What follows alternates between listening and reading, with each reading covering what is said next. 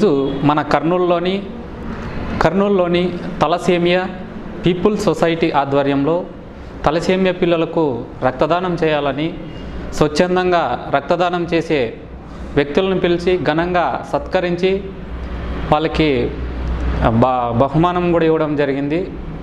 అందులో భాగంగా మన ఆదోన్ నుంచి జనసేవ సామాజిక సంస్థ వ్యవస్థాపకులు విరూపాక్షి స్వామి, అదేవిధంగా లారెన్స్ తరపున మన నాగరాజు, బ్లడ్ టు లైవ్ వ్యవస్థాపకులు పట్టుపోగుల పవన్ కుమార్ అన్నగారు ఈరోజు ఈ కార్యక్రమానికి హాజరై బ్లడ్ గురించి ఎంతో మందికి అవగాహన కల్పిస్తూ ప్రతి ఒక్కరూ రక్తదానం చేయాలని, అందులో భాగస్వాములు కావాలని చెప్పడం జరిగింది.